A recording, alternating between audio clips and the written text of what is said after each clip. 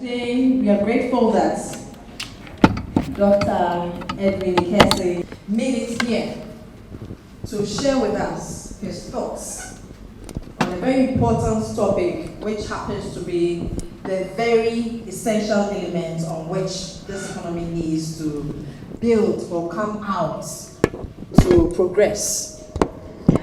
So, without wasting so much time, and before introducing him formally, I would first hand over to the director to say a few words before I formally introduce our guest visitor. I would also like to acknowledge our wonderful faculty officers, lecturers, and other departments. I got a few messages here and there from a few professors who also wanted to join in. You are all warmly welcome. So please, kindly give us a small wave. I can see Dr. Kessie, Ms. Nameli, Mr. Takra. Why the memory? Yes, and Doc, thank you so much. We are grateful. So I'll hand over to Director for some few words before we start. Okay. Thank you very much, Dr. Franca. Hello, everyone. Good evening, and thank you all for being here this evening. It is indeed a very special day. I'd like to say a very big thank you to Dr. Edwini Kessie for coming all the way. I was making a joke early on that I know that he's a very busy man, and at the very last minute, he could have received a message or call or something and made him make a detour. So I literally had to be at the terminal from which he was flying from Amsterdam into Accra last night, and I was there and I had alerted the airport security that there's a gentleman who needs to be in Accra, but he might have a change of mind. So they were actually on standby, just in case he decided to go to the wrong boarding gate. But thankfully that didn't have to happen.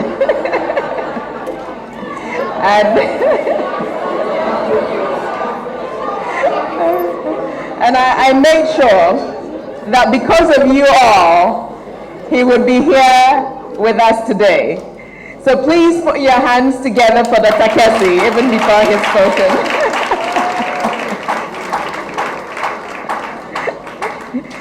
And that was just a joke, by the way.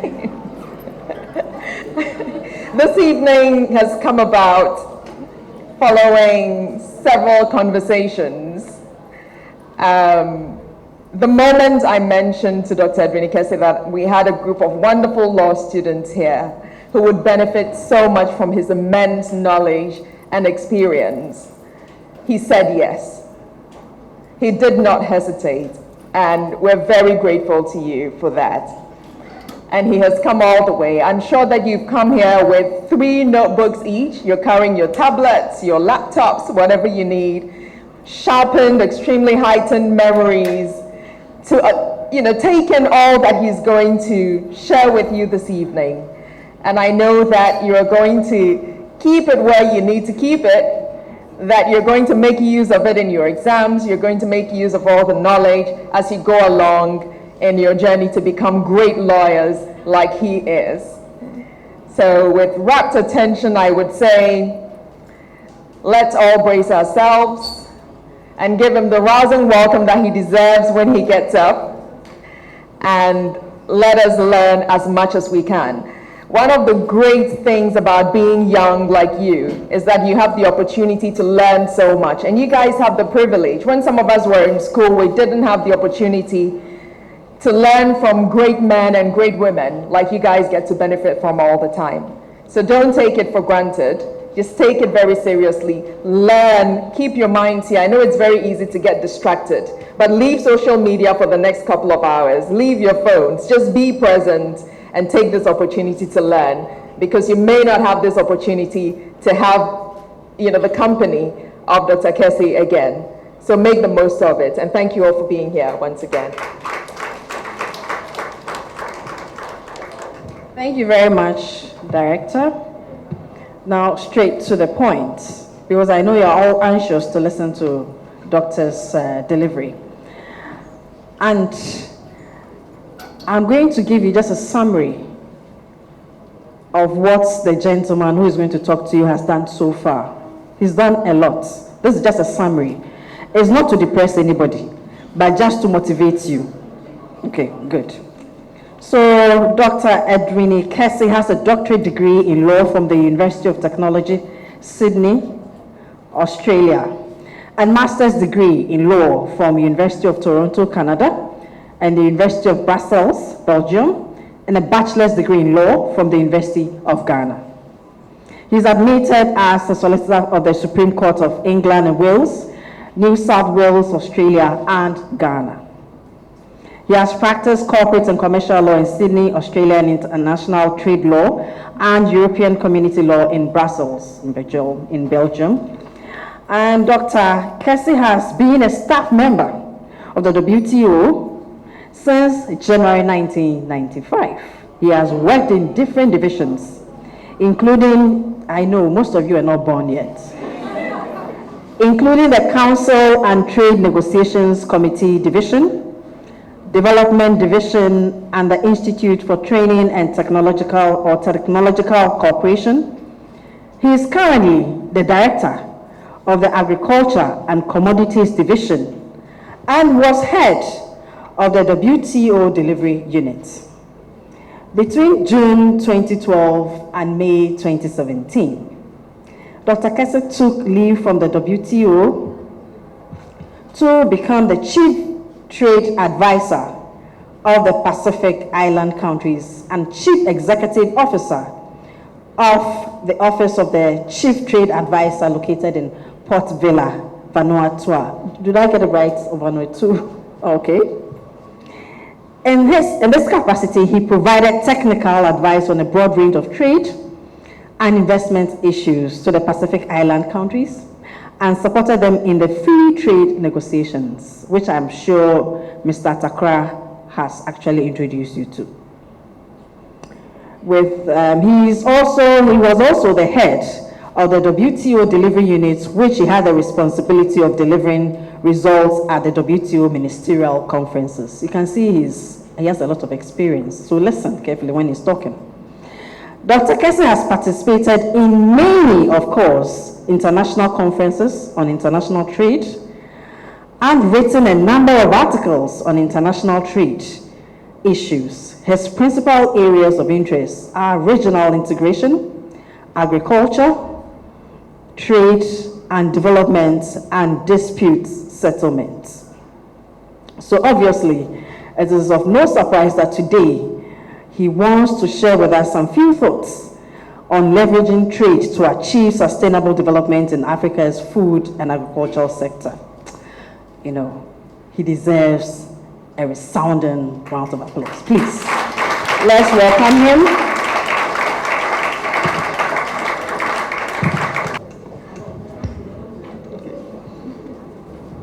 Okay, hi, good evening to all of you. I'm glad to be here. When I was a student at Legon, I knew this university back then, and I'm really impressed by the transformation of this university. And I've heard great things about the Faculty of Law, so I'm delighted to be here. And as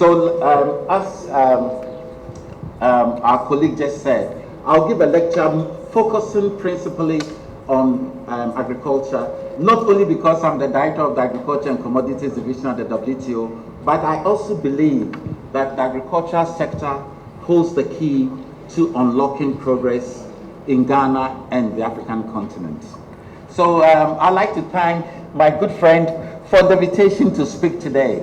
As she had said, we started talking about it some time, and I thought, this was the most opportune time for me to come over. Needless to say, from my name, you know that I'm from Ghana, my name gives me away, and the accent also gives me away. Although I left Ghana sometime back in '87, that's 37 years ago, I never lost my Ghanaian accent, so you can always see that, yeah. Okay, the topic that I would like to speak to is how African countries can leverage trade to achieve sustainable development in our food and agriculture sector. And this topic, as I mentioned, is very close to my heart. I'd like to make three brief assertions. One, Africa faces huge challenges in the global economy, but also opportunities. Two, trade and trade policy are key to addressing these challenges. And three, Africa's food and agriculture sector is vital to achieving the continent's full potential. The WTO is helping to tackle some of these challenges, as I hope to be able to explain, and during the question and answer segment as well. And before I begin my remarks, I should say I'm very conscious that many of you here today are much younger than I am. I mention this as I would like to argue that young people really have a critical role to play in Ghana's future as well as Africa's future. Africa, as I said, faces huge challenges but also opportunities. So let me start with the first of these points. Africa faces huge challenges but also opportunities. The World Bank tells us that in sub-Saharan Africa, economic growth is set to slow. It was expected to drop to 2.5% in 2023 after hitting 3.6% in 2022. Why does that matter? We know that economic growth is a necessary, although insufficient condition for reducing poverty sustainably. Rising conflict and insecurity have dampened economic activity, and climate shocks are compounding pre-existing risks and challenges. In 2023, some 462 million people in the African region were still living in extreme poverty.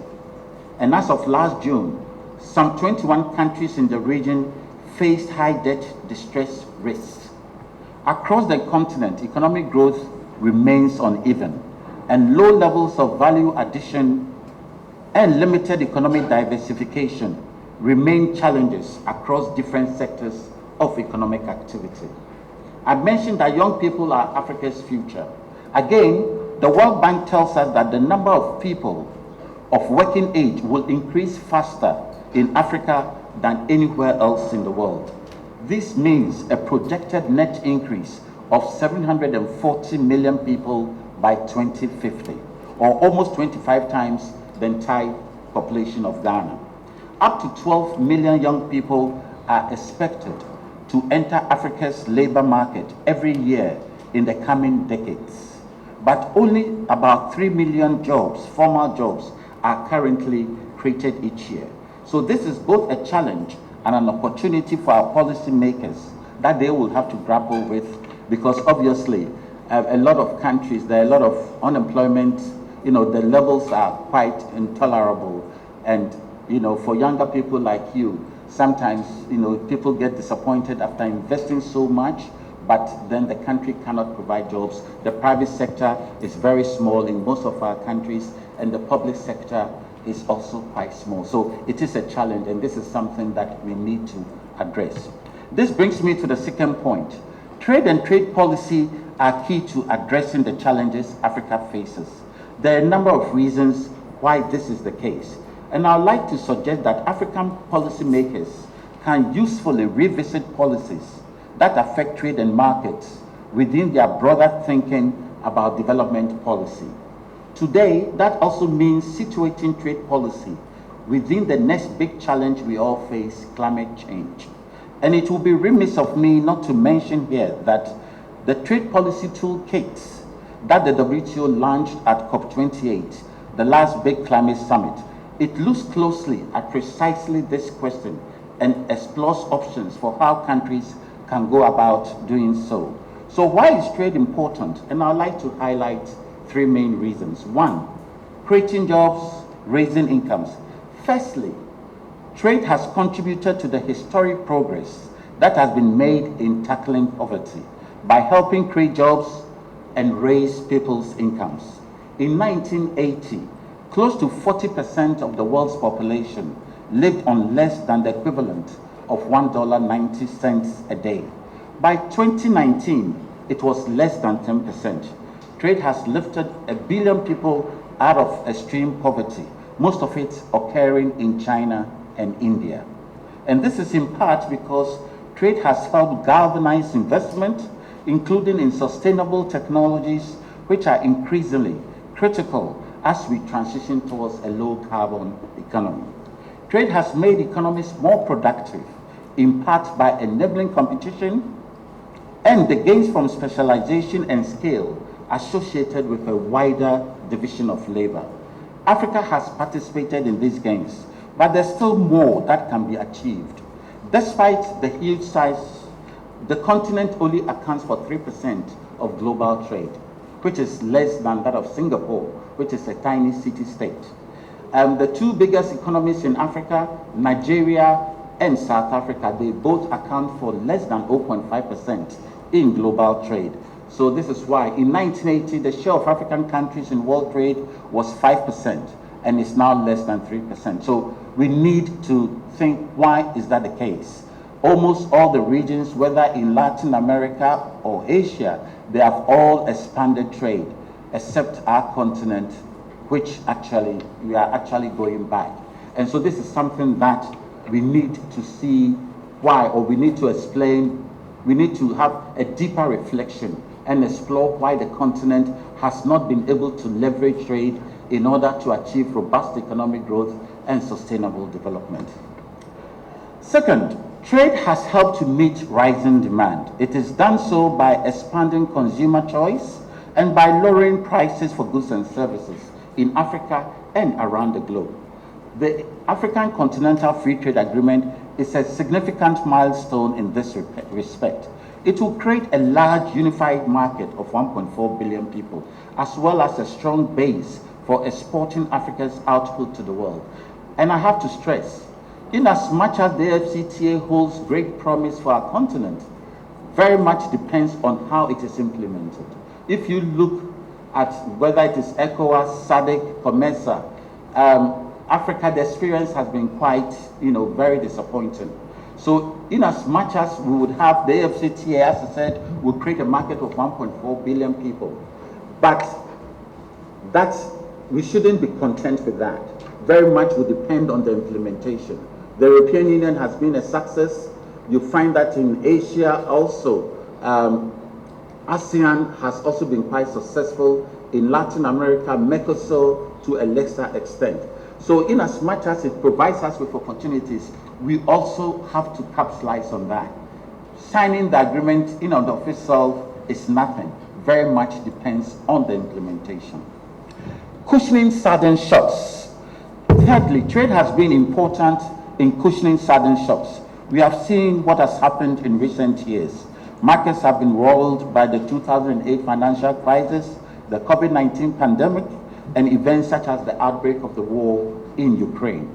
Climate-related shocks such as droughts, floods, heat waves, or tropical storms are all affecting how markets function and undermining development prospects across the African continent. When unexpected events do occur, trade can serve as a lifeline in ensuring people can continue to obtain the goods and services that they need. It can also ensure people maintain access to markets abroad that may be critical for employment and livelihoods. Ethiopia's experience shows how this can happen. It relied primarily on Ukraine and Russia for 45% of its wheat imports before the outbreak of the war in Ukraine. But it was able to cushion the shock by sourcing its imports of wheat from Argentina and the United States. Now, moving to my third point, that is, Africa's food and agriculture sector is vital to achieving the continent's full potential. Africa's food is vital in the sense that I think, in terms of Africa has about 60% of the world's unused arable land, lots of rivers. So Africa has the potential to become a powerhouse in the agro-food sector.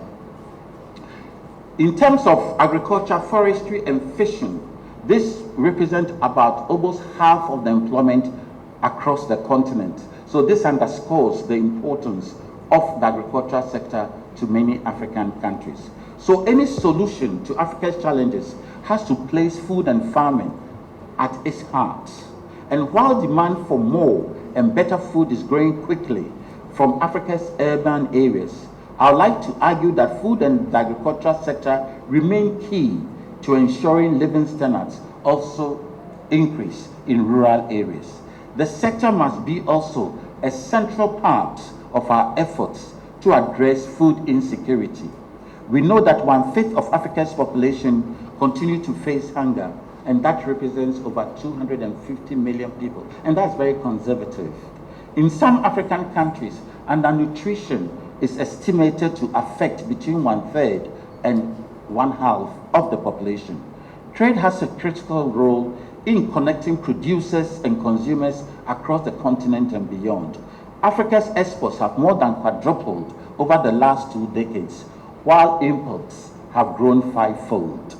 And by strengthening agricultural productivity sustainably, Africa can better use its untapped potential, including its arable land and freshwater resources.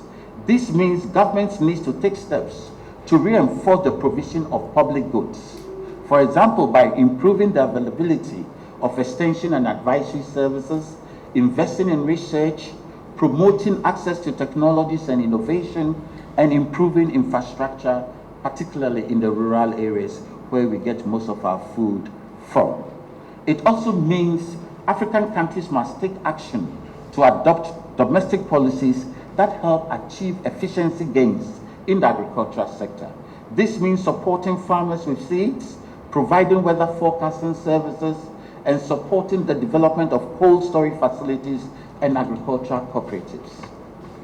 Doing so not only helps support livelihoods and improve food security, by reducing food loss and waste, it can lessen the environmental footprint of the food and farm sector as well.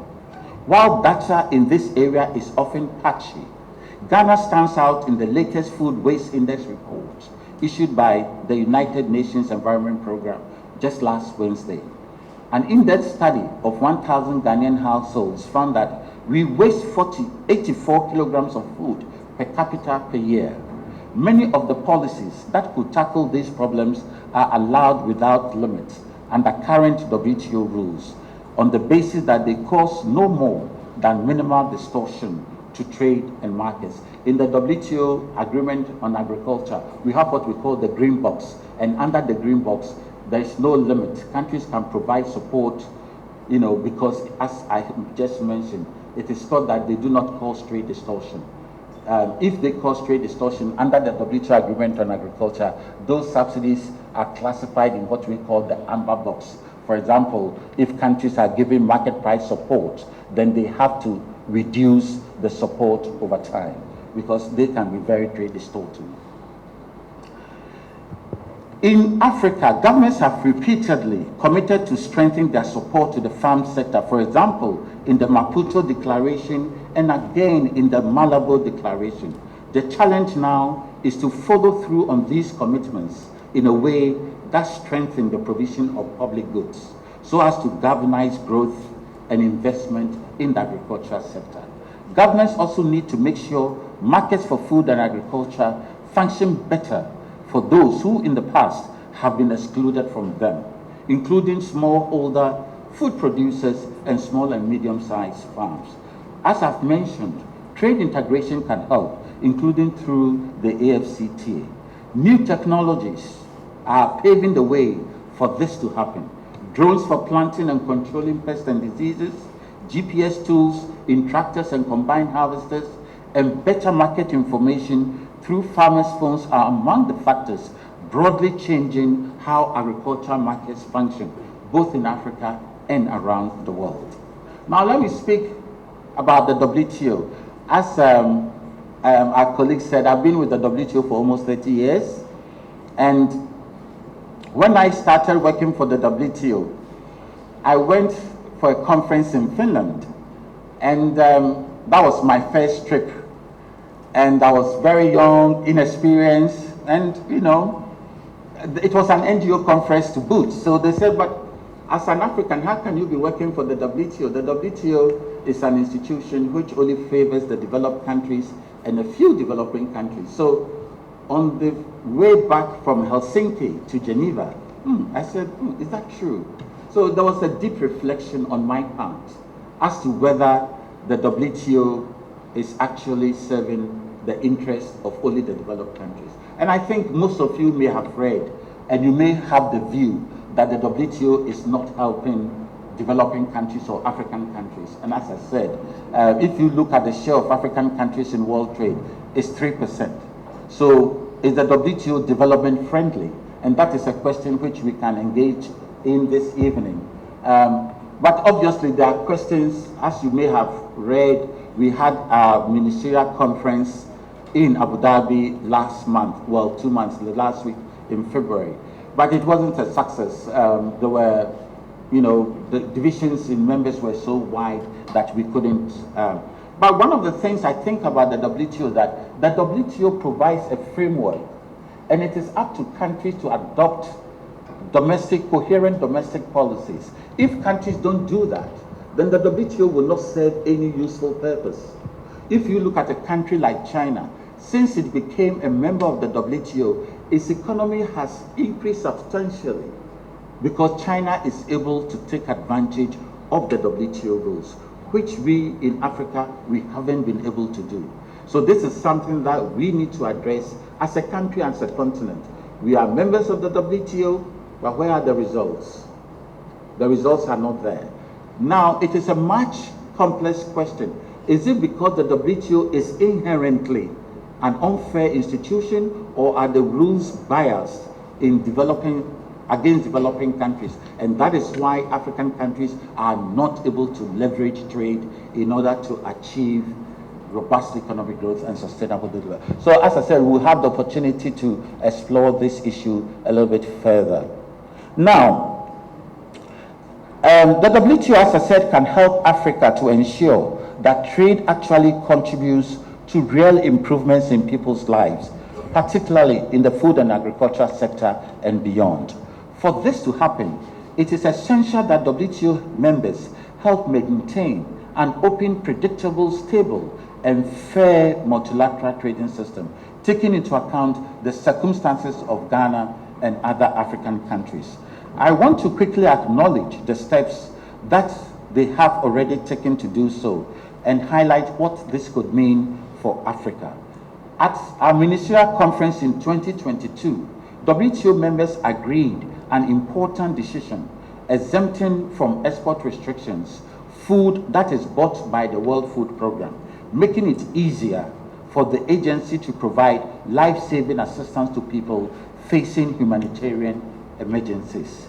And the conference also agreed for the first time ever a declaration on food security, which again underscored the importance of minimizing trade distortions as far as possible and highlighted in particular export restrictions on food.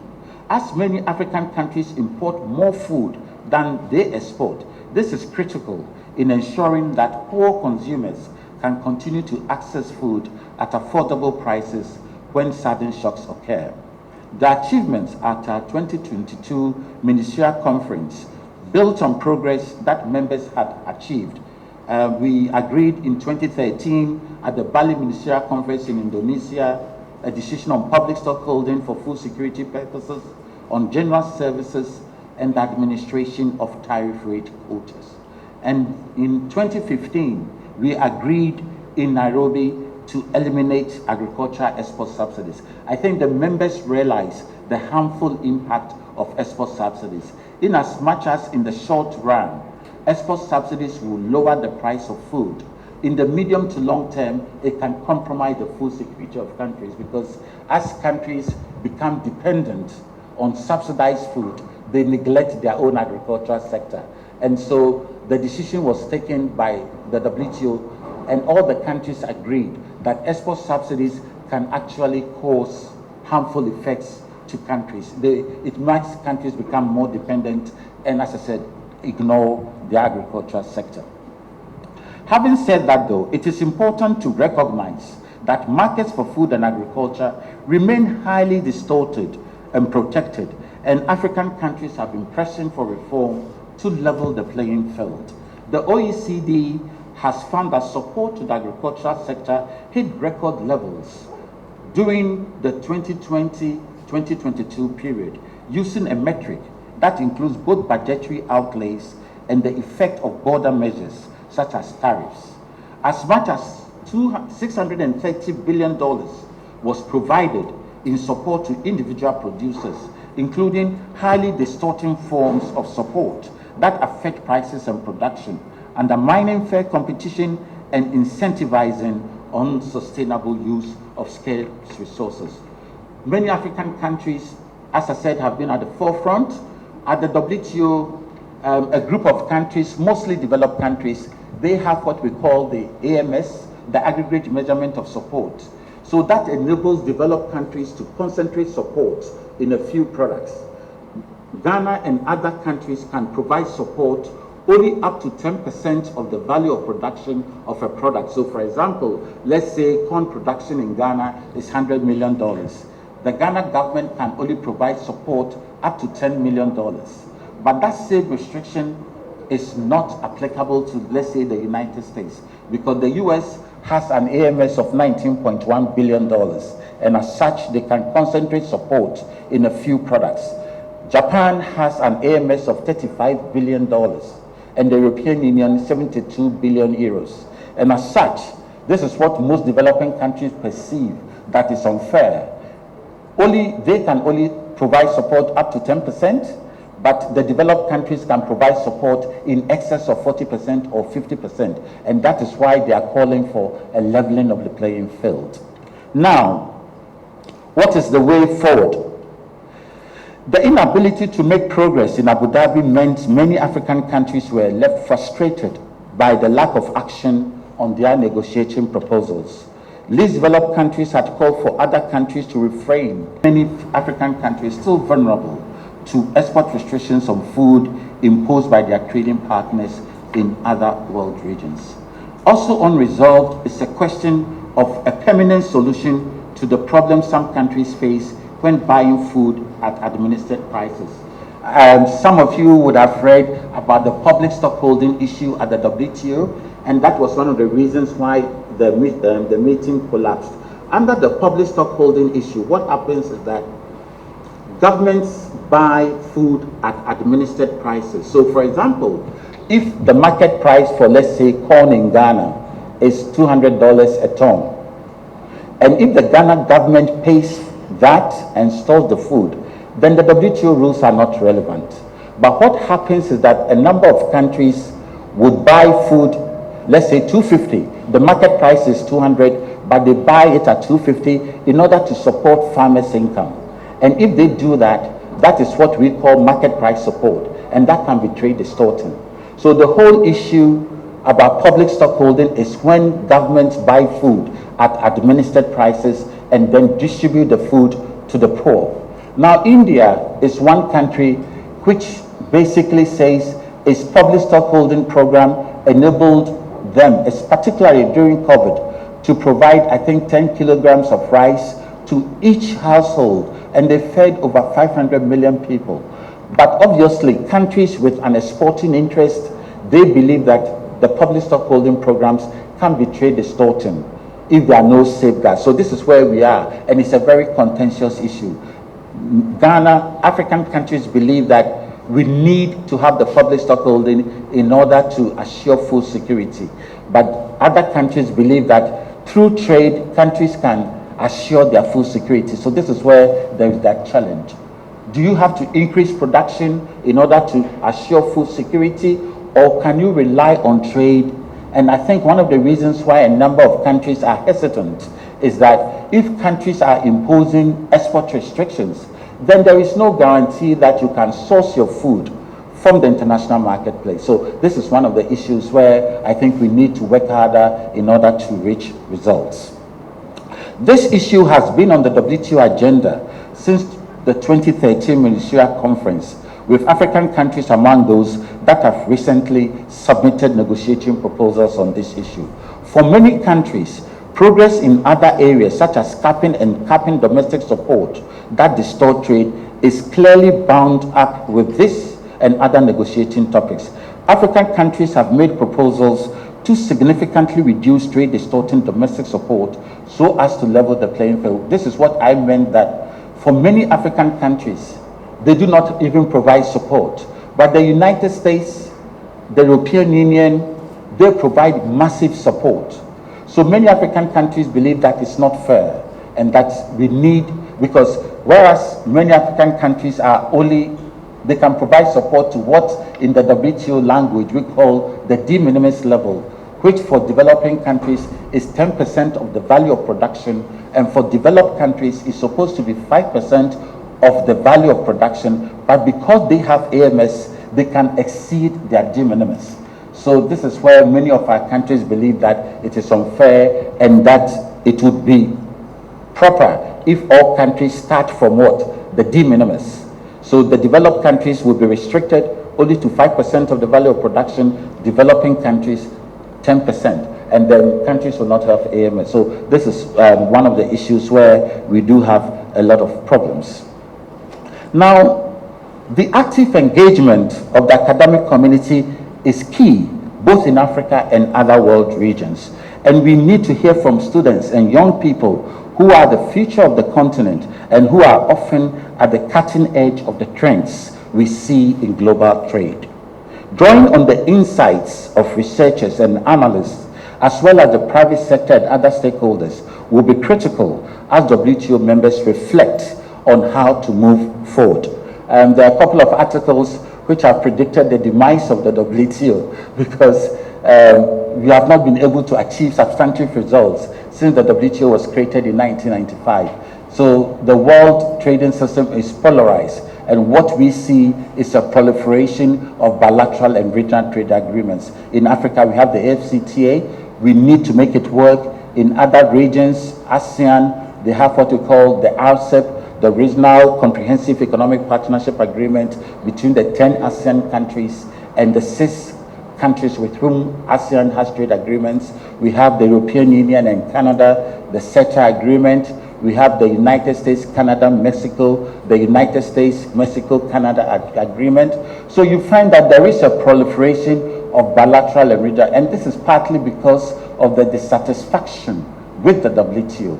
Many countries do not want to invest political capital in the WTO because they believe that it's very difficult to make decisions at the WTO.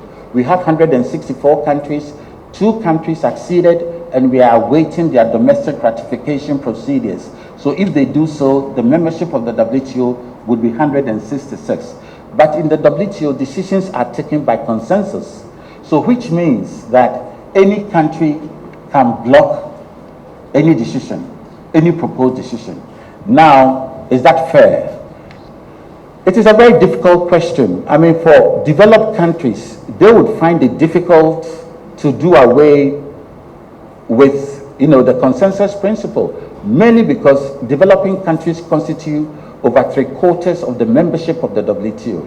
So if we were to vote, then the developing countries would always prevail. And developed countries, very limited in number, if we were to vote, they would always lose.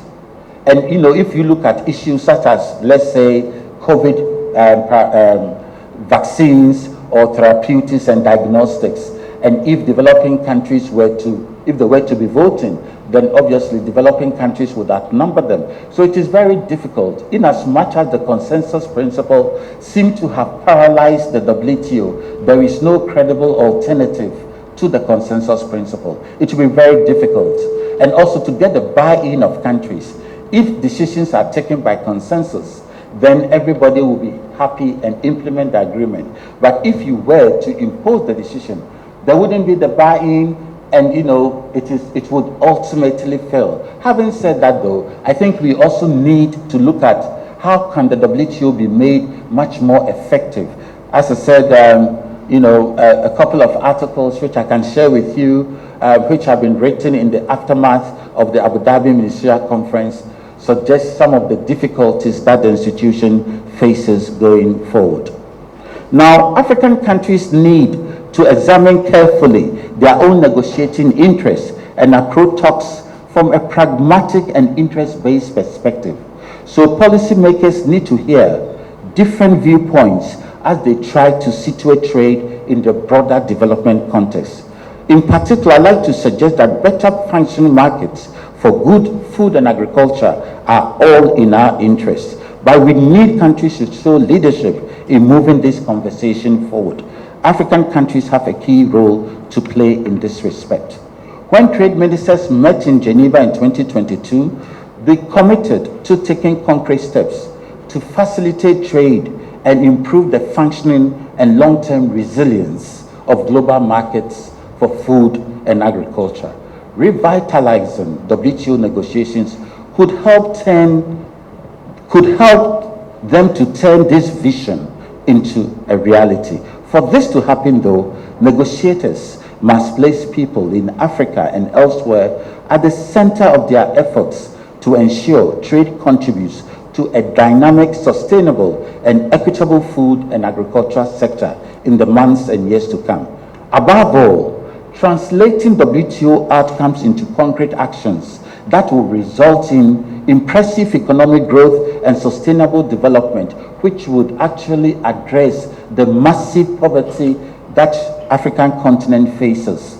In Ghana, a lot of people are struggling, living below the poverty line, and not only in Ghana, many African countries. So we all need to be able to leverage trade. And one way to do that is for the countries to implement coherent and transparent domestic policies across all sectors that would help create an enabling environment for businesses to thrive, including agri-businesses. Africa has great potential to be a powerhouse in the agri-food sector, but we need to take the necessary actions that will turn promise into reality. Thank you very much, and I look forward to the next segment with Professor. Thank you.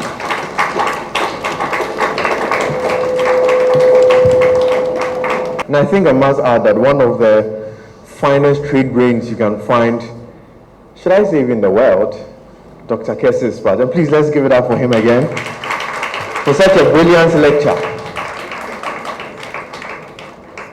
Now, I've seen that many of you have some questions to ask, but Doctor, I think I'll start with a conversation on Africa. I'm more particular. I'm concerned about Africa.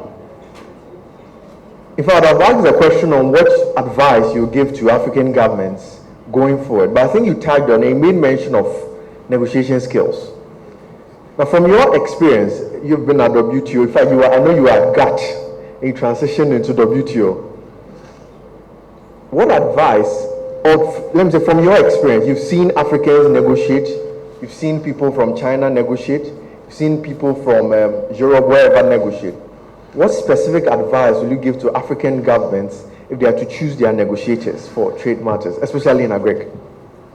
Thank you very much. I would respond in two ways. Like I said, having brilliant negotiators is one thing, but implementing is what is more important in my view. We need to be able to implement what we negotiate.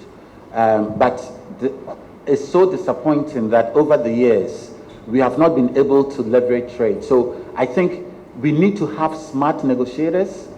And younger people, if they graduate, we should have more people like that, people who have learned. In my time in Legon, we never took a course on trade law. There wasn't that. Even in the United States, there was Michigan and only Georgetown.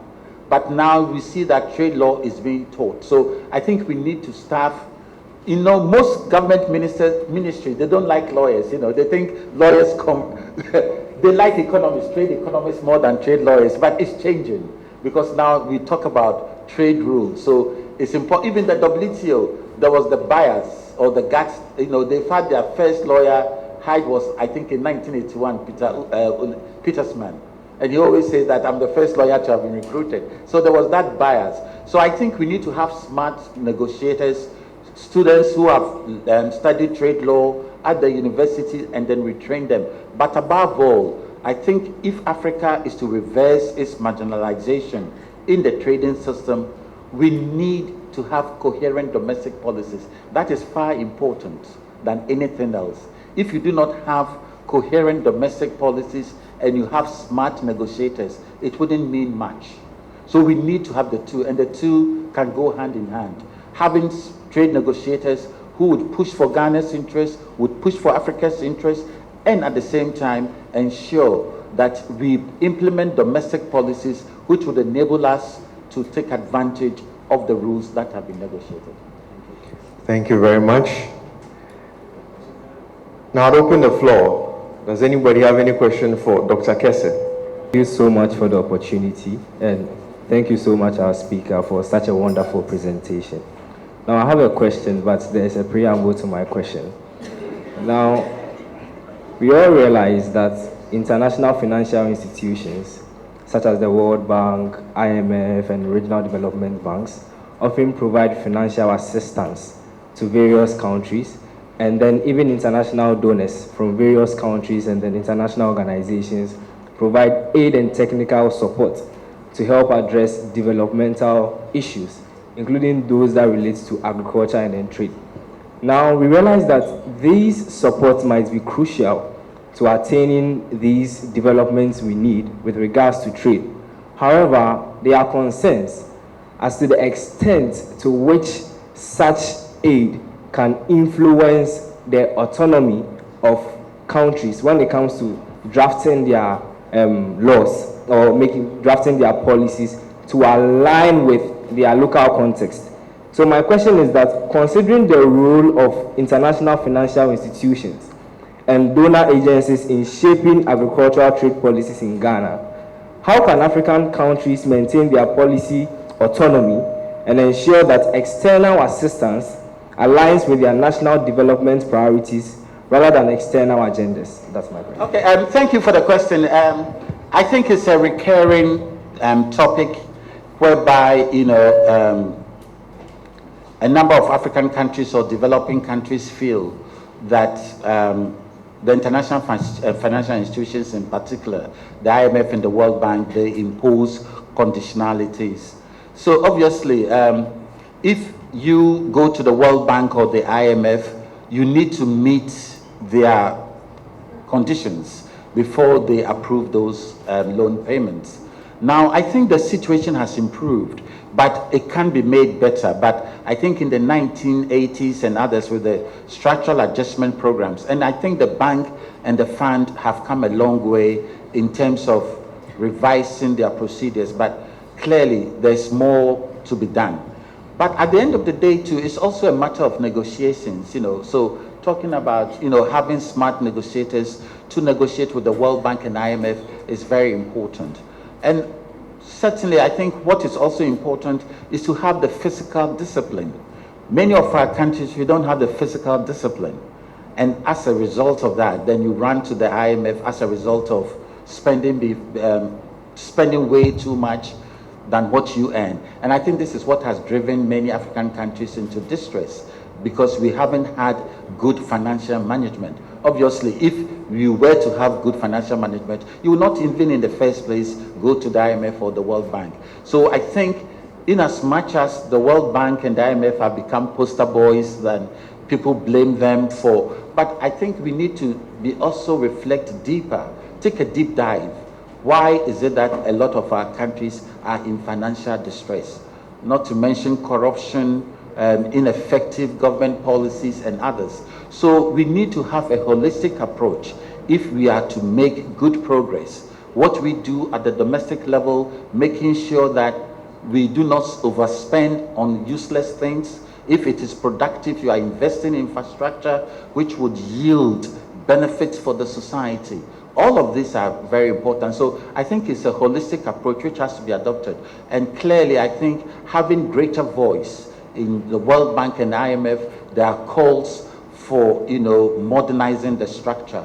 But I will say that they have improved, but there's still more that can be done. But above all, we also have to also take part of the blame by not pursuing good, coherent domestic policies. Thank you.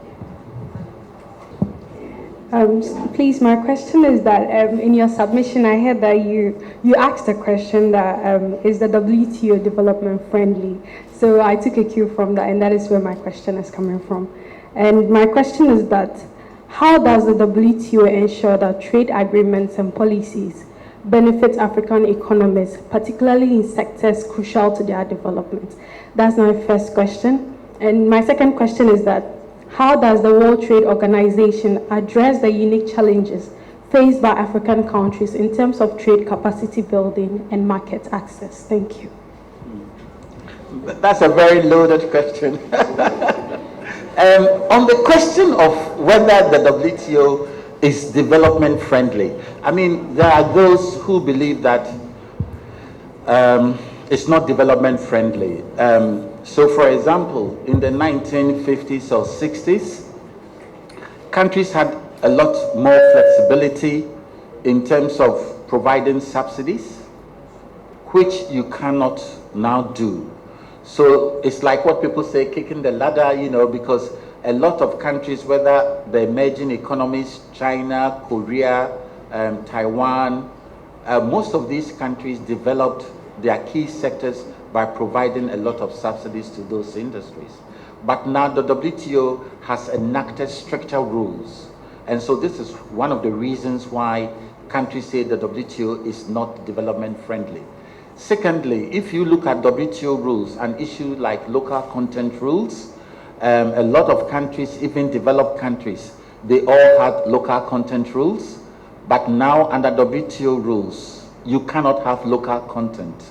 And this is one of the reasons why countries say that the WTO is not development friendly, because a lot of developing countries believe that if they have local content, basically local content means that maybe you would ask or you request a foreign investor in your country to source a certain percentage of its input from domestic sources. So you are able to help domestic economies also to grow. And this is a very contentious issue.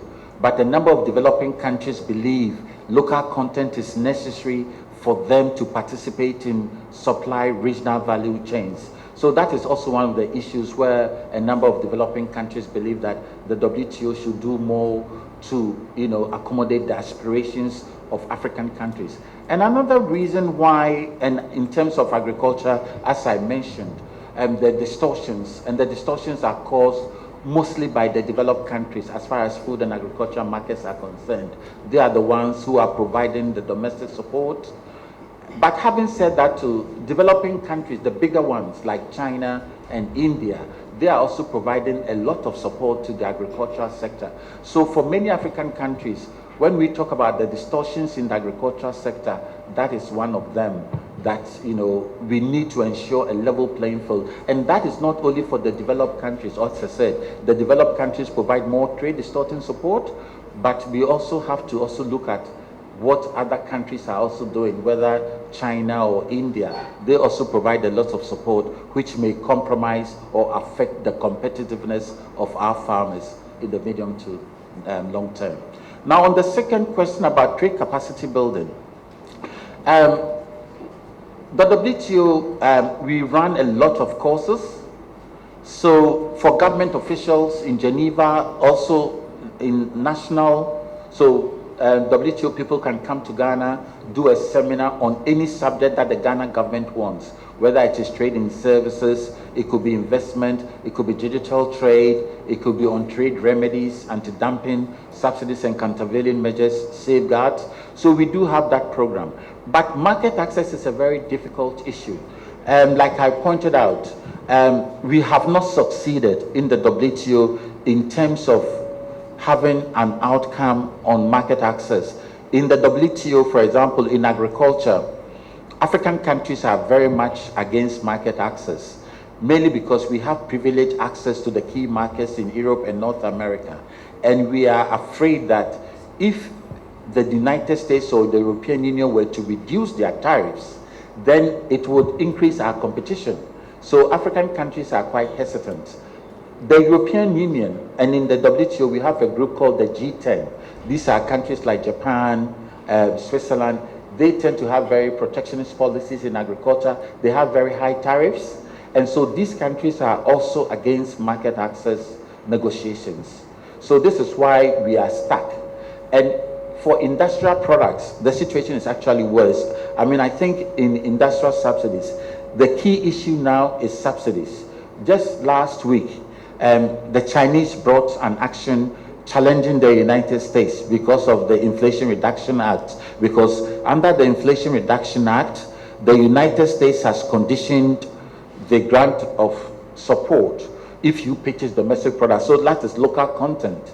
So China has actually brought a case against the United States. But the United States and Western countries also counter that the Chinese government provides a lot of support and assistance to its firms, and that is why they are dominating, whether it is the electronic vehicles market, solar panels, and others. So market access is a very controversial issue, but it's something that we need to address. But increasingly, countries are getting market access through bilateral and regional trade agreements. So for example, if the AFCTA is fully implemented, then Ghana can enhance its market access opportunities, particularly to other African countries. So in as much as we haven't seen significant progress as far as the WTO is concerned, what we see is enhancement of market access through bilateral and regional trade agreements. My question is on what you think about how the WTO is doing business over the last several years, with your experience and the length of time you've been with the WTO, on two things.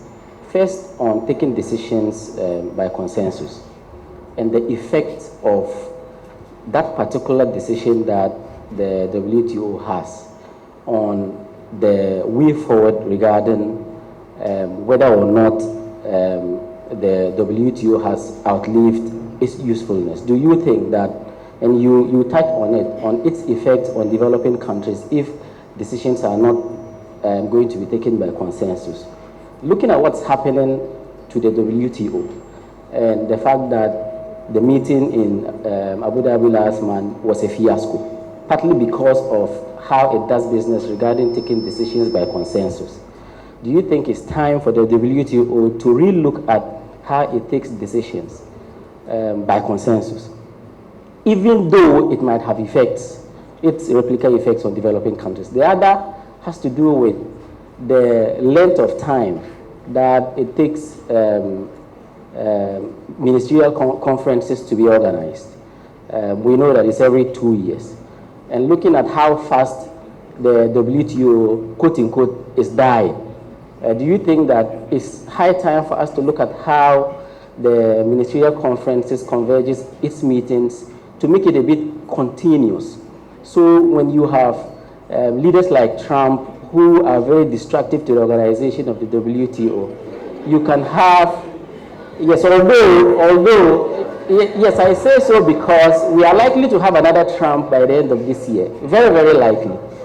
And so do you think that it's time for us to also look at how the ministerial conference converges? Instead of 2 years, maybe we can have it a lot more continuous, like a year, so that if you have what happened in Abu Dhabi last month, then you don't have to wait until the next 2 years to get it resolved. Thank you very much. Another interesting question. It's a very difficult issue. In the WTO, one of the things we have learned is that sometimes we think that decisions have to be made by ministers, but that is wrong. So what we need to do is to try to address most of the issues in Geneva.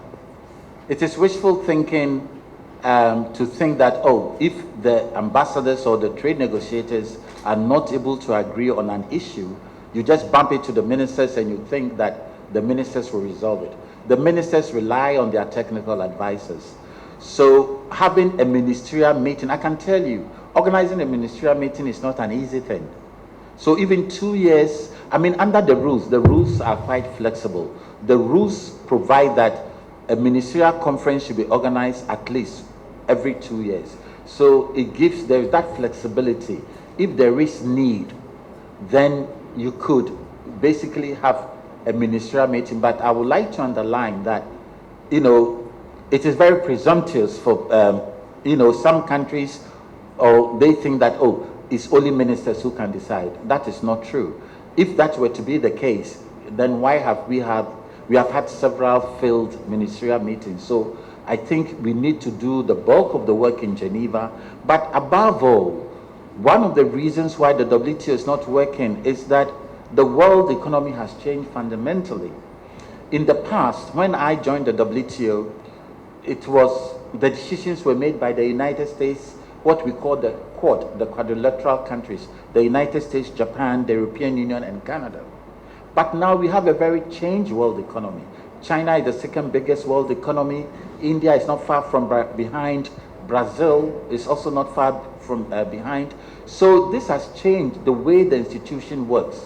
And I think that is why the institution is facing grave difficulties. Traditionally, the United States had led, but the US is not interested anymore, or at least, but the reason why the United States seem to have lost interest in the WTO is because they believe WTO rules are too weak and China is exploiting the rules. So this is why when it comes to industrial subsidies, the United States and others are pushing China. If you look at solar panels, electric vehicles, artificial intelligence and others, the Chinese are far ahead. And from the US point of view or the Western point of view, this has been made possible as a result of the laxity in WTO rules. So when we talk about the systemic challenges that we face, we need to address those issues. And secondly, in the WTO, countries self-elect whether they are developing countries. And this is why Trump said, if the WTO considers China to be a developing country, the US is also a developing country. So he's not far from wrong when he says that if Trump comes, WTO will be in for a big shock, because he thinks that the WTO rules are archaic, because China is the second biggest world economy. Why should WTO allow China to designate itself as a developing country? So all of these issues, we need to address them. Now, on the issue of voting, I do not think voting will never happen for precisely the reason that I gave. Because WTO is about 164, soon to be 166. About 120 or more are developing countries. And in the WTO, we don't have weighted voting like the World Bank or the IMF. So for the developed countries, they have a greater stake in the multilateral trading system. They wouldn't allow voting, because if they were to be voting, they would always be outvoted. So voting, although the rules provide for voting, but we have never resorted to voting. And I don't see that happening anytime. I'm sure the developed countries will never agree to voting at the WTO. So unfortunately, we are stuck with the consensus principle. What is emerging, though, is the negotiation of plurilateral agreements. But here too, we have difficulties. Under the plurilateral agreements, a group of countries can negotiate an agreement. They don't need all the WTO members to be part of that agreement. So in Abu Dhabi, 123 countries have signed on to the Investment Facilitation for Development Agreement. But South Africa, India blocked it from being incorporated into Annex 4 of the WTO agreement, because they believe that you needed to have consensus before you can incorporate plurilateral agreements. The argument has been made that for the WTO to be effective, it needs to embrace plurilateral agreements. And the view of South Africa and India, Ghana also for now doesn't participate in any of the plurilateral agreements, because that was the initial position of many developing countries, that if we were to have plurilateral agreements, it's not in our interest. But if you have a broader trade round, trade-offs are possible. Because, for example, African countries are interested in agriculture. So we will say, well, if you need e-commerce, give me these commitments or concessions in agriculture. But if we were to do only the plurilateral agreements, then we will lose a lot of leverage. So this is why you find that a number of countries are still hesitant and they haven't embraced plurilateral. But the view has been expressed that if the WTO is to remain relevant, then it needs to embrace plurilateral agreements. So this is something that the members are still discussing as to whether the future of the WTO lies with plurilateral agreements, or we need to delve deeper and then ask ourselves, why is the institution not capable of making decisions? The plurilateral route may be too easy, because there are certain issues, like in agriculture, for example, you cannot have a plurilateral agreement on subsidies, because if that agreement doesn't include China or India, the plurilateral agreement will not be adequate. But for certain issues like market access, you possibly can. But when it comes to subsidies, you need to have a multilateral agreement, otherwise it will not be effective. Doc, thank you very much. Mine dovetails a bit into his and the answer you gave. I'm wondering and want to believe that the seeming, if you like, lack of confidence in the WTO is of concern to you. I don't know how much of a reassessment the WTO itself is doing to perhaps re-strategize and make yourself relevant in these times. You made the point that there's so much lack of confidence, which is leading to the proliferation of these BTAs and RTAs and what have you. So that's my first, whether you are actually engaged in re-strategizing to make yourself relevant so you don't get extinct.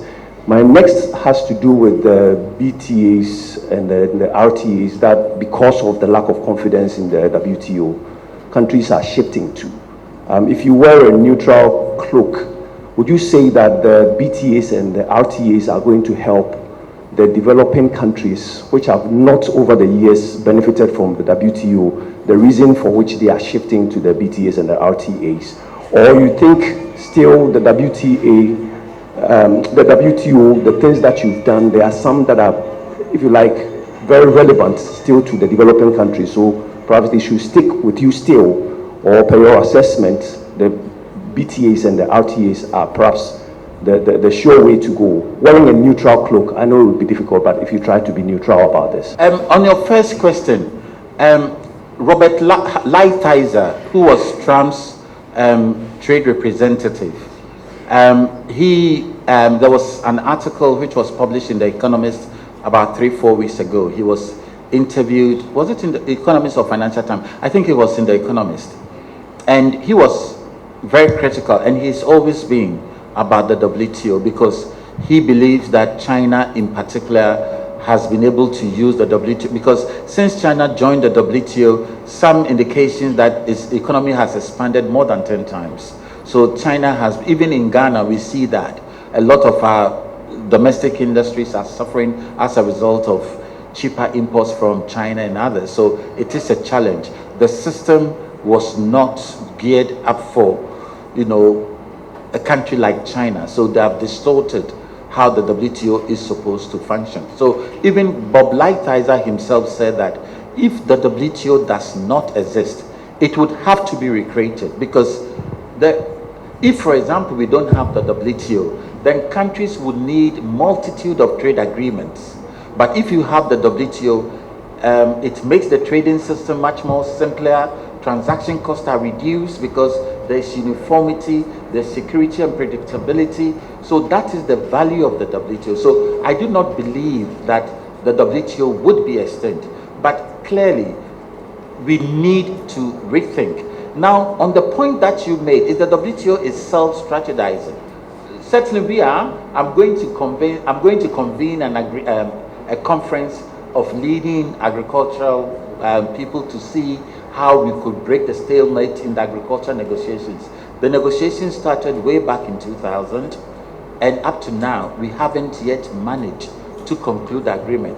And I think that is also reflects the sudden shift, because in the past, most of our countries were not active at the WTO. But now a lot of countries have seen, and they know that if they do not participate actively, then they will be saddled with rules which might harm their economic growth and development. So I think the WTO is an important institution. I do not think it will be extinct, because if the WTO doesn't exist, you would have to recreate it. So why, as they say, why throw the baby with the bathwater? So we need to have a very honest conversation among the members, because normally what they say is that the WTO is a member-driven institution. So unlike the World Bank or the IMF, they have a lot more flexibility. But the WTO is the members who decide. And I think we need to be very clear. It is not like people like me, we don't make decisions. At the end of the day, it is the members themselves. So that is why they say it's a member-driven institution.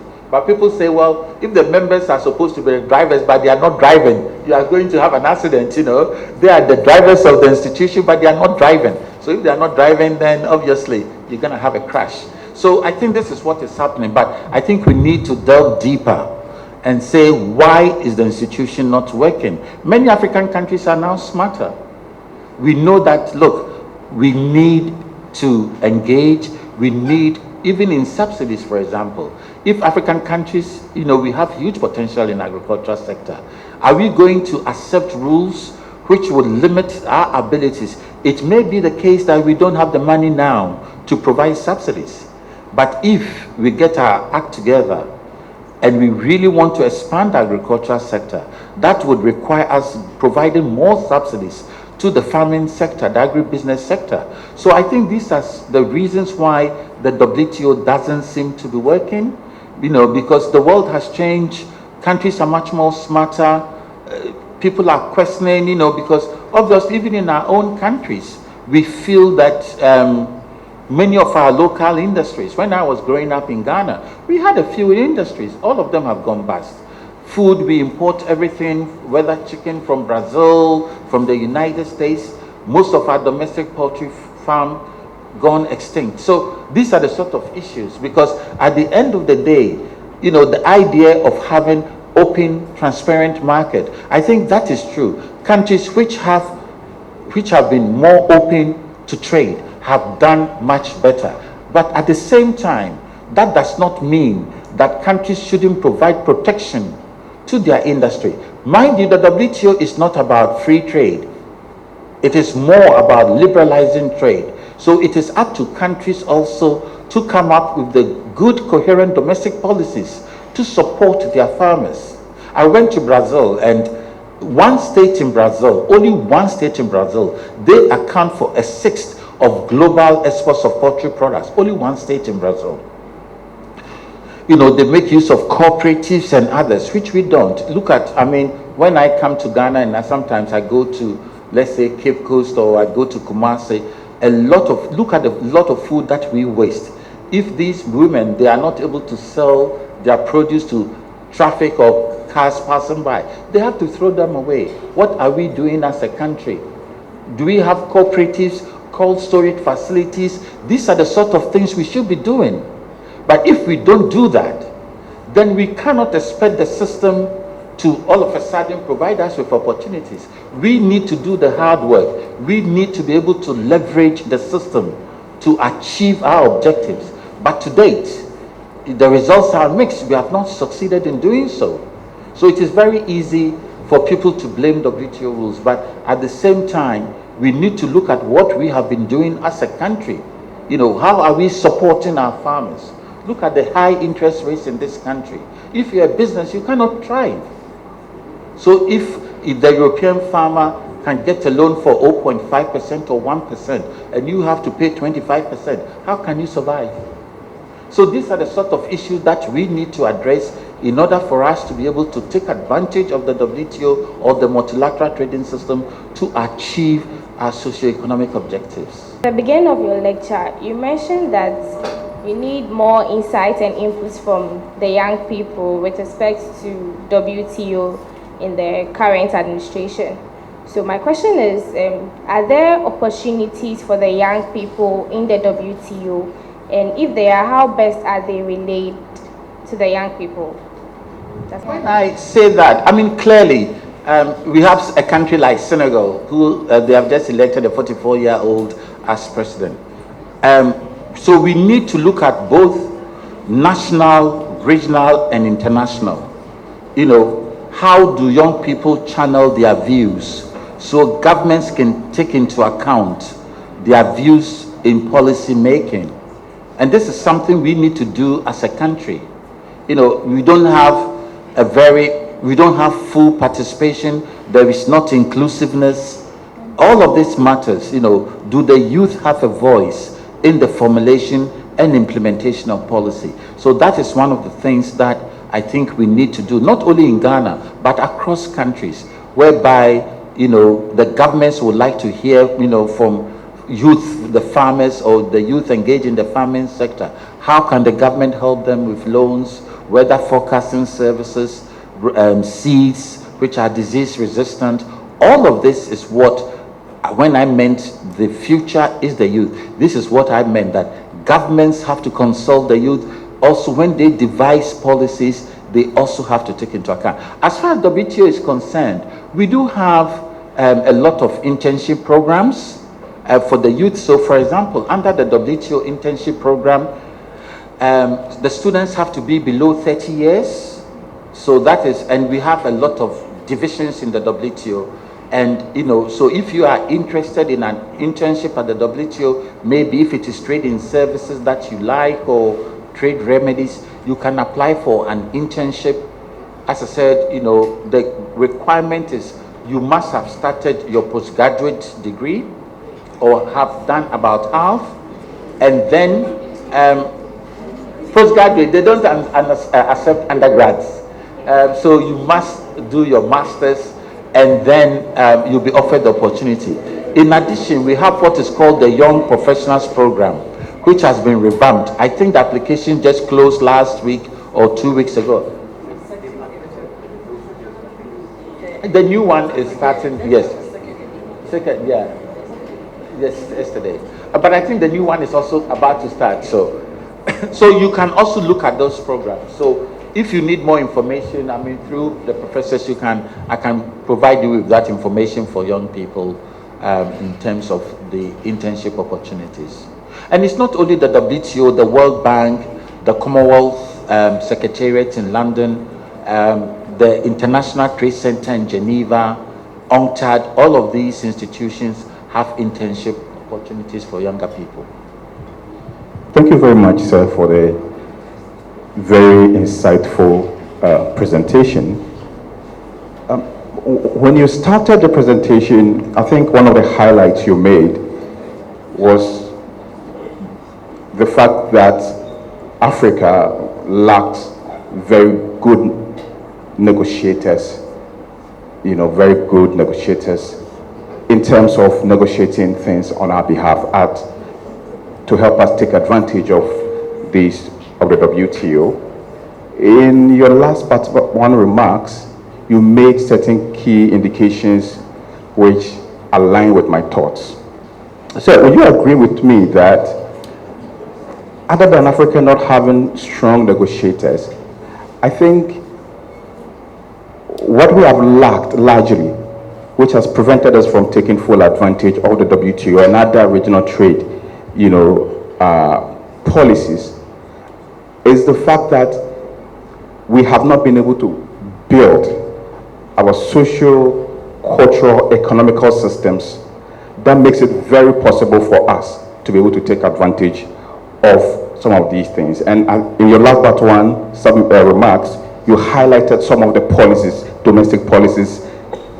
For example, in our country, agriculture, our universities are churning out thousands and thousands of graduates every year. How many of them are going into agriculture? Now, we have huge potential. We have huge potential to become the food basket. Silence, please. Silence. Land, water resources, but we're still importing food. We're still not able to produce to feed even the continent. Now, to be a very strong negotiator, you also have to have leverage. What leverage does Africa go to the negotiating table with? Look at the regional trading blocks. We just started the EFCFTA. We're implementing EFCFTA after, in a system where it is more expensive to travel in the continent more than to travel to Europe. There are still visa restrictions within a number of African countries that have still not been removed. And all these things are not able to make Africa consolidate its trading efforts. That makes us that gives us good leverage at the negotiating table when we get to international tables like the WTO and other agencies.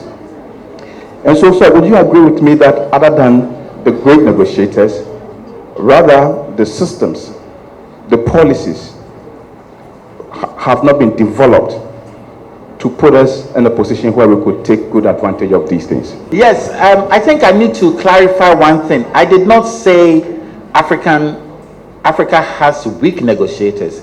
On the contrary, when I started working for the WTO in 1995, African countries did not participate actively in the WTO, but now they do. And as I mentioned, African countries have made, especially in the agricultural sector, they've made a lot of proposals when it comes to domestic support about leveling the playing field. Also, on the question of public stockholding, African countries calling for a permanent solution to the public stockholding issue. But I would agree with you on the second part of your question. The domestic policies, or to highlight the importance of domestic policies, is key. If you do not have good policies at the domestic level, then it's very difficult for you to take advantage of the WTO rules.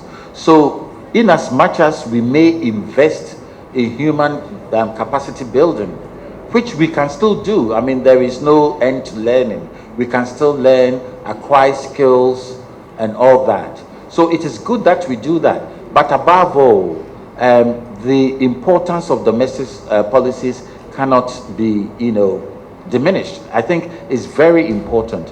Without building the productive capacity, like when the colleagues spoke about farming, a lot of you said, me farming. I mean, but now with digital tools, there's a lot of money in farming, and how to keep the interest of younger people, because now everything is digitalized, so you can leverage, that's why, agri-tech and others, you'll be quite surprised about how younger people are turning to agriculture. But for some of you, I mean, all of you want to be lawyers, all of you want to, but sometimes, you need to break out of that. There are a lot of opportunities in the agricultural sector, but then again, look at the barriers to entry. Why are young people not taking up agriculture? First of all, property rights. We need to sort out our land mess. One land, so many titles, so many people, the land sold to people. So we need to clarify the legal regime. 2, how do we make loans accessible to younger people, so as to, build that culture.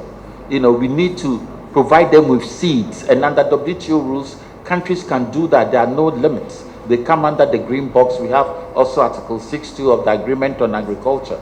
So domestic policies is key, not only in the agribusiness sector, but overall. We do all these plans, but we do not implement them. Even the AFCTA, on paper, entry into force 2021, is still not working. Countries haven't even implemented. So we need to be very clear that signing an agreement is not sufficient. It depends very much on the implementation. Look at ECOWAS. Maybe it's now more like a security organization than a trade organization. Look at East African Community. Look at SADC. Look at COMESA. So I think we need to be more focused about the implementation. And domestic policies is key. If you look at countries like China and others, why have they succeeded, or India? Because they have good governance. The government and the private sector work together. They identify champions, they support them, and this is what we have to do. So I cannot agree more with you that we need to develop the domestic productive capacity. Without that, then we could have the best negotiators. We can churn out a lot of good trade negotiators. It will be pointless if they come back and there is no productive capacity. How would that transform the country or the economy? So we need to do both, simultaneously.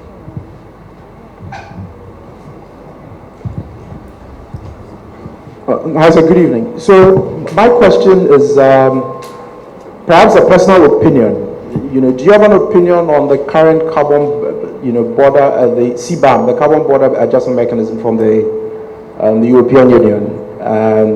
Because I do see that some of the areas covered, in the preliminary stages of the conversation now, touch on agriculture, i.e. fertilizer production and things like that. That has significant implications for us in Africa. So does the WTO have any view on that? Because Africa is already backing against it.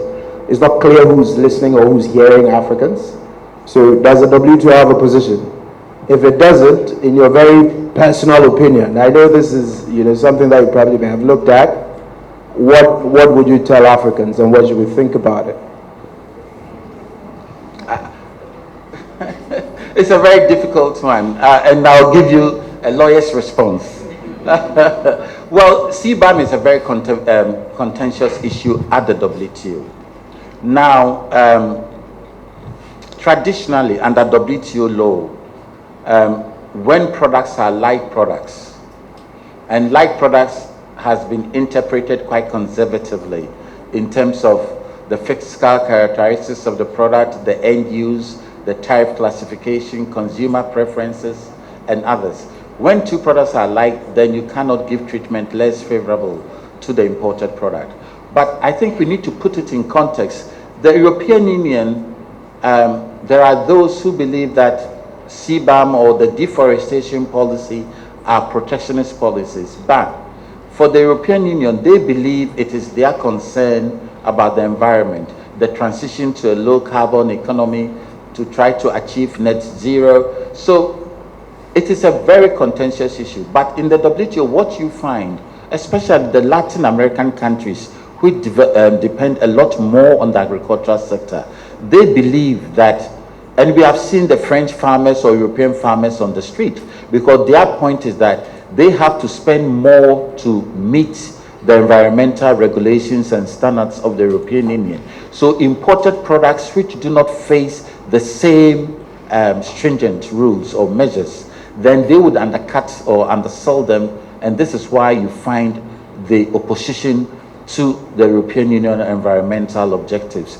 So it's a very difficult issue. Some countries want to challenge it at the WTO because they believe that we need to have a multilateral approach, you know, because how do you give credits? You know, what about if there's reforestation and others? You know, it hasn't been worked out very well, and the European Union is embarking on this, whereby unilaterally is doing that.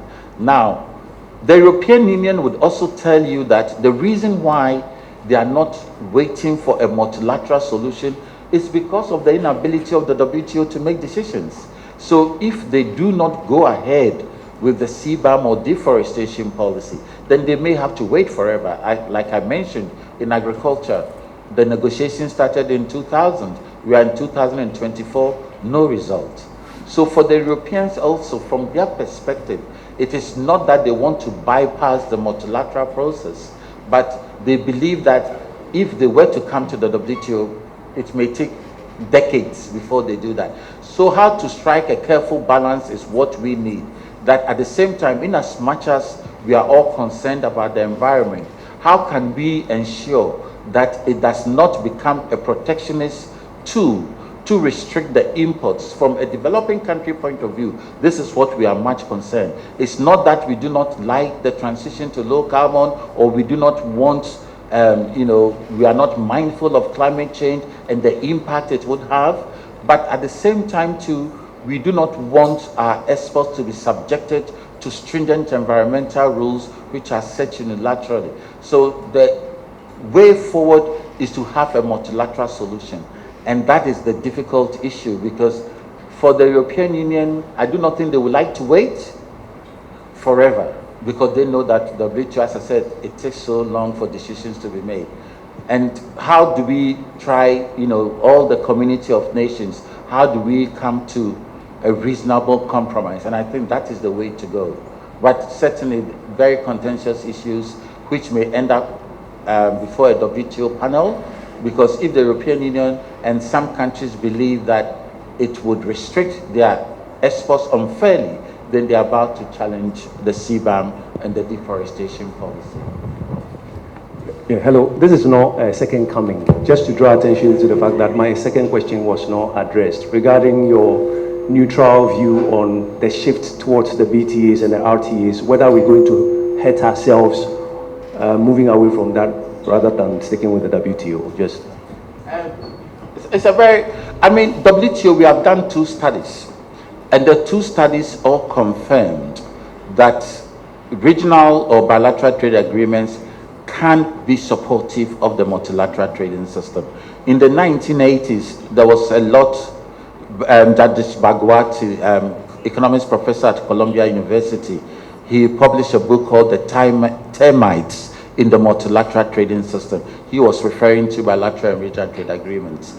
It has always been a very difficult issue, but from the WTO perspective, our two studies that we did showed that they can be supportive of the multilateral. So for example, even the AFCTA, if it is fully implemented, much of the gains would accrue to African countries, but third countries will also benefit.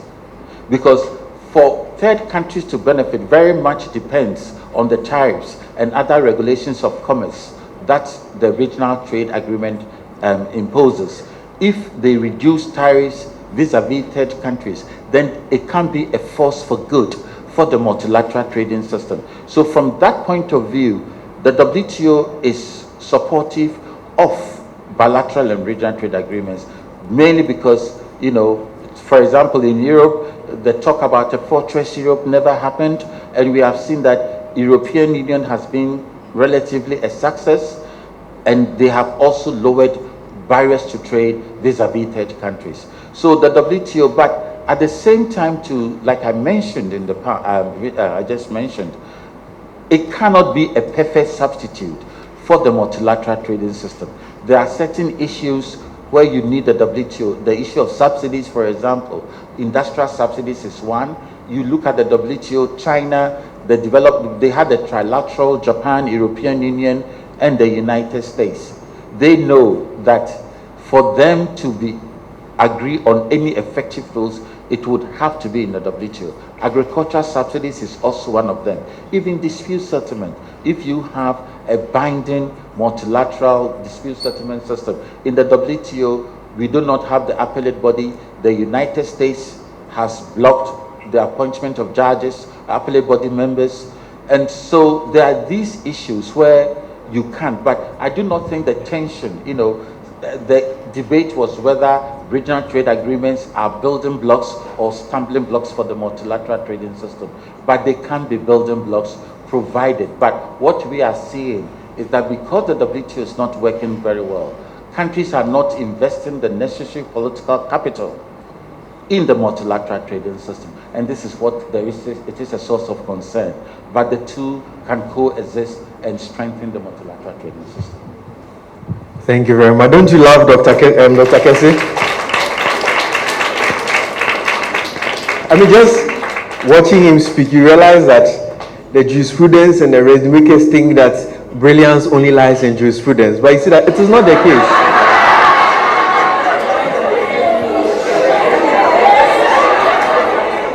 Did I say something wrong?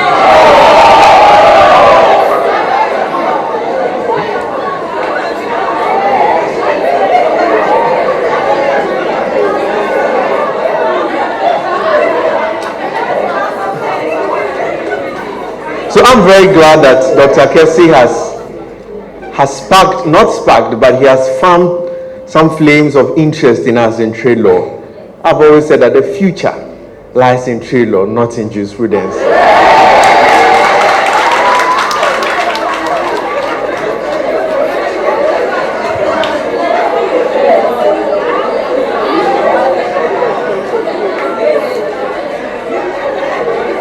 I haven't mentioned anybody's name. I haven't mentioned anyone's name. But again, you see that, and I'm very confident that many of you here are future policymakers. You are going to be in government. Most of the things, you see that at the core of the presentation comes to negotiation and implementation. That if you we go and negotiate, but we leave you hanging. And as Doctor said, now we are given the opportunity to self-style ourselves. And I think almost every African country falls within developing and least developed.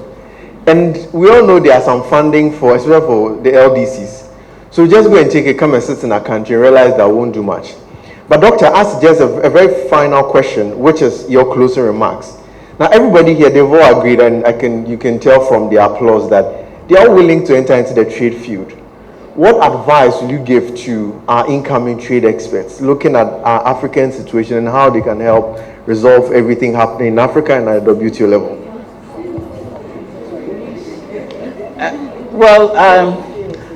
As a Ghanaian and as an African, you know, I'm a little bit, personally, I'm very disappointed about the development trajectory on our continent.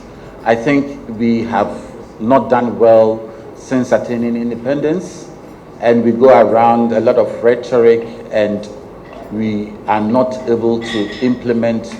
If we are to develop, we can do it in 2 generations if we have focused leadership. That is what matters. So I would plead with the young people to be much more focused. You know, we need to love our country better. We Ghanaians, we tend to think we love our country, but we don't. If you look at the individual actions, if you love your country, you will not encourage Galamsey to destroy the rivers and the waters for future generations. Do you love your country if you do that? So we need to do more. And I think the younger people, you have to make that break. I think there is opportunity. We are not consigned to poverty. You know, you are smart, you can compete at every level. And so you should have that confidence that together we can make a difference. Public service is good. And I think personally that I think you can make a tremendous, you can actually lead Ghana and Africa, you know, because it's still mind-boggling. If you look at the developments in Asia, in the Asia-Pacific region, the Latin American region, why haven't we been able to replicate that on our continent? And this is something that we need to seriously think about, have a deep dive, and see what solutions. But young people are part of the future, whether it is in terms of addressing issues such as corruption, climate change, environment, building a much more inclusive society. All of these are issues which I think with your leadership and with, you know, focus, we would be able to make that transition, also to develop our country and our continent. This is something that I think is attainable. If we are very focused, we can do it in 2-3 generations maximum. Look at the strides India has made, China also the same. So we can do it if we are committed. So I think the future belongs to you, and you have to seize that opportunity to make a real difference in people's lives. Thank you very much. Doctor says the future belongs to you, our future trade experts. If you are unable to join trade, at least you can join competition law, but we can leave the Roscoe Pounds and the Hart and the Yon Fuller and the, I mean, things that happen even before our grandparents, but we are forced to study it.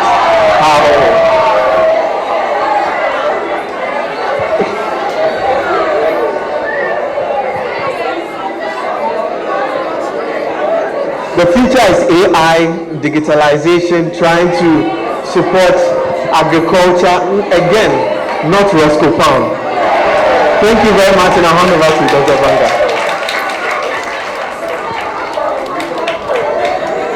Thank you very much for wonderful work. Please put your hands together for Mr. Tafar. And I'm sure you heard, right? So you know which classes you should be associating yourself. Definitely. Thank you. So, but be careful. Don't be screaming too loud, because you never know. The next person on the podium, our closing remarks will be made by Dr.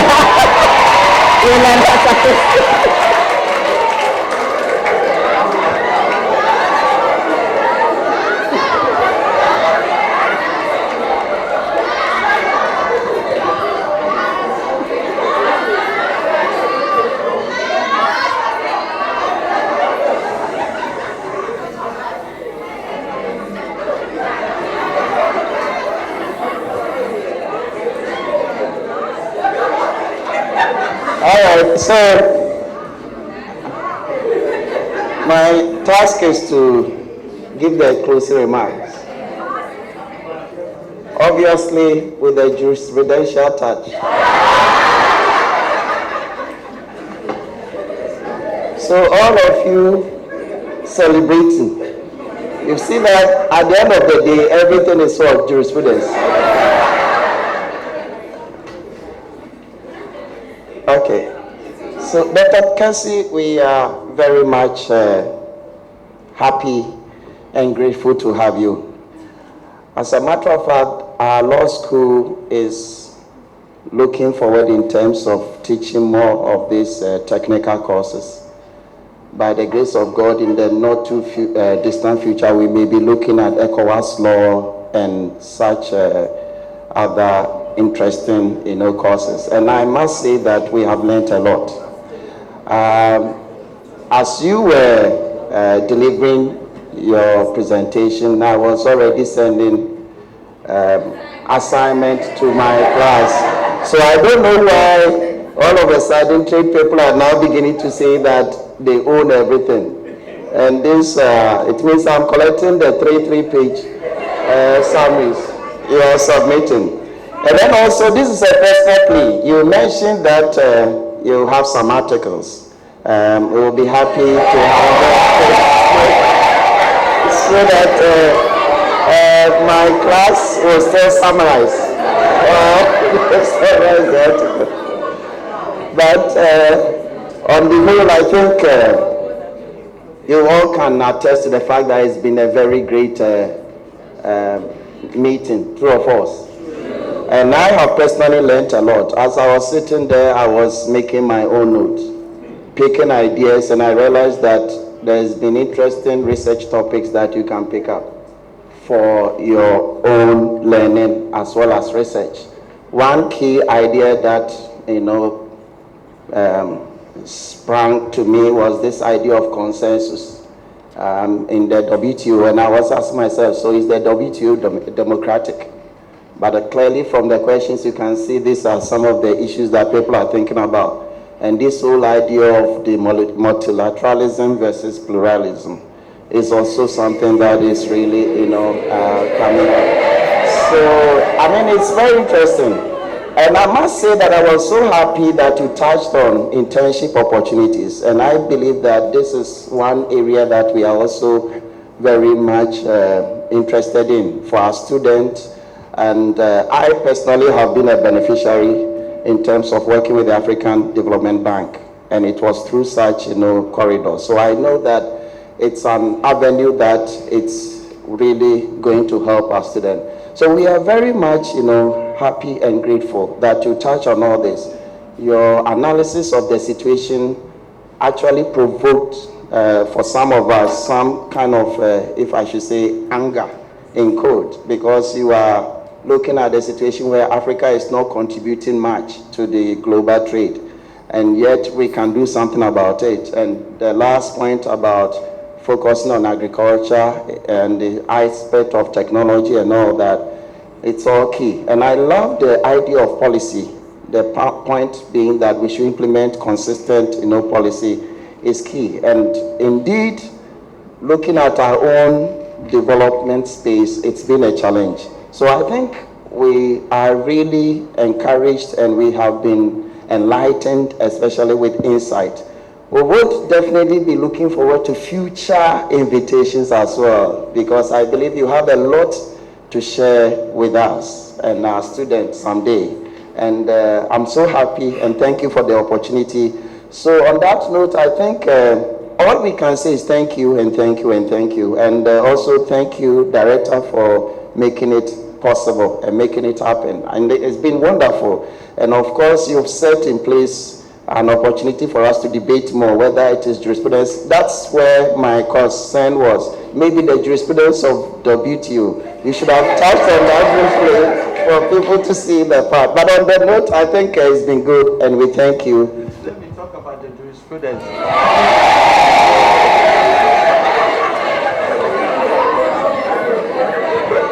I think I did mention that in the WTO, we until 2019, we had a two-stage process, the panel process and the appellate body process.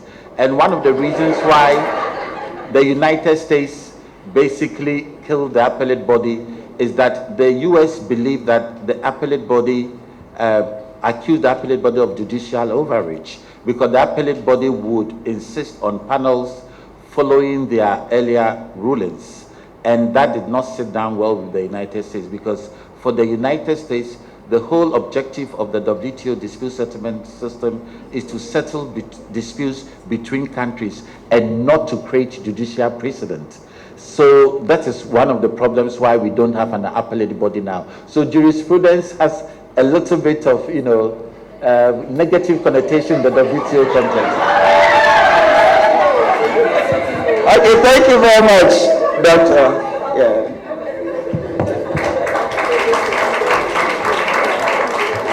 Thank you very much, Dr. Kessie, for trying to distinguish between the jurisprudence and the other courses. We are very grateful. We have a small presentation to make to Doc, coming from academic perspective.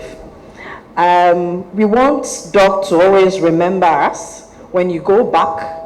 On behalf of CIEC and the UPSA Law School, we have a small gift which is filled with few wonderful items, including journals, brooch, so many things, in fact, that we hope that as you go back, UPS will be flying high.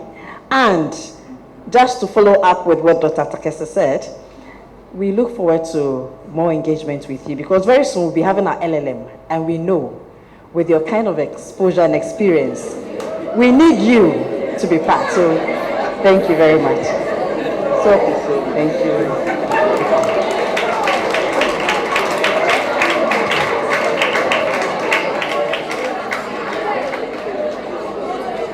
On that note, we bring this program to an end. We'd like to thank all the wonderful organizers, and to you too, for being an active participant.